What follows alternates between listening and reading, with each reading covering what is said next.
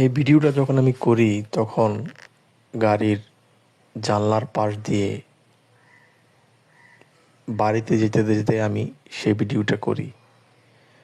এখানে অনেক মানুষ আছে, অনেক ধরনের মানুষ, মেয়ে ছেলে পুরুষ, অনেক মানুষ,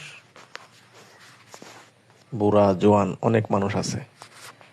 তো আমার কাছে জিনিসটা এমনই খারাপ লাগলো যে আমাদের দেশের মানুষ, এত হাজার হাজার মানুষ সকালে দাঁড়িয়ে থাকে শুধু একটাই উদ্দেশ্য, সেটা হচ্ছে তার কর্ম।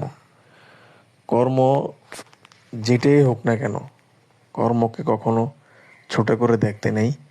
কর্ম কর্মই, আপনি যেই কর্মই করেন না কেন সেটাকে প্রাধান্য দিতে শিখুন, সেটাকে সম্মান করুন।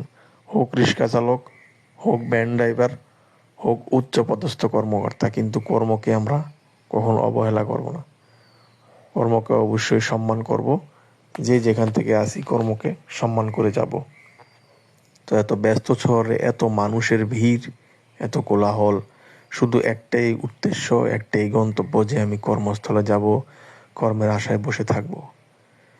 তো আমরা অনেক ভাইয়েরা আছি, অনেক বোনেরা আছি উদ্দেশ্যে প্রবাসের উদ্দেশ্যে চলে যাই, প্রবাসের জীবনটাকে প্রাধান্য বেশি করে দিই। কিন্তু একটা জিনিস দেখেন, আমাদের দেশে, এই বাংলাদেশে মানুষের কর্মস্থলের জন্য মানুষ নিজে কর্মস্থল তৈরি করে, কর্মস্থল না তৈরি করতে পারলেও সে দাঁড়িয়ে থাকে তার কর্মের উদ্দেশ্যে, ভাড়ায় কিনে নেয়। এবং আরও অনেক ধরনের, মনে করেন যে আপনার মানুষ তার ছোট কর্ম হোক বড় কর্ম হোক, কর্ম নিয়েই দাঁড়িয়ে থাকে কর্মের উদ্দেশ্যে, যে কর্মটা কখন করবো। তো প্রবাসে যারাই থাকি না কেন, প্রবাসের উদ্দেশ্যে, প্রবাস জীবনটা খুব কষ্টের। তো 2 পয়সা বেশি ইনকাম করার জন্য আমরা প্রবাসে চলে যাই। দেখেন আমরা দাঁড়িয়ে থাকি রাস্তার পাশে, 150 টাকা 200 টাকায় কিনে নেয় আমাদের শ্রমিক। তা আমাদের দেশে শ্রমিকের প্রাধান্যতা আমরা ভালোভাবে দেই না।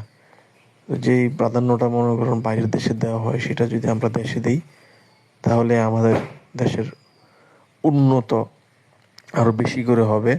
এবং প্রবাসের উদ্দেশ্যে যাওয়ার জন্য দেশের মায়া ত্যাগ করে কেউই যাবে না।